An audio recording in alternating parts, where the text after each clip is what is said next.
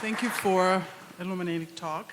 I'm going to keep you on the creation story, and if you don't mind, because we know there's editing that was done, there was the purpose for the editing. Can you give us your thoughts about the difference in the story of creation, especially pertaining to men, from the first chapter, which is very godlike, by a word, and to the second one, which is more like a fatherly type of creation?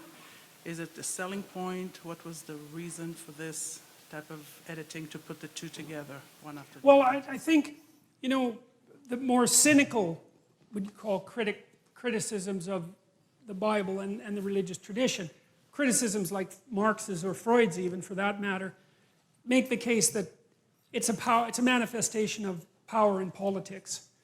And that there's always a political or economic motivation behind the construction of the stories. And I think that that's true to some degree.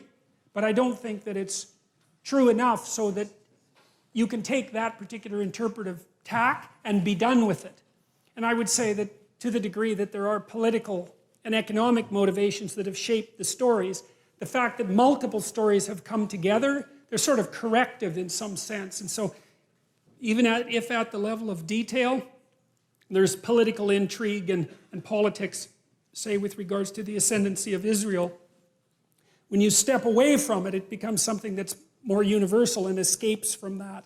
And how that happened, I don't know. I mean, I think it's safe to say, it's reasonably safe to say that the people who put this document together, they did two things. I think they were guided by their aesthetic taste and their conscience. I truly believe that.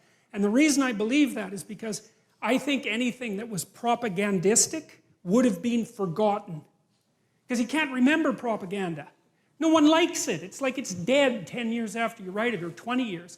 And it isn't only that these books were assembled and written, it was that they were preserved and remembered. And to me that means they have an affinity with the structure of memory.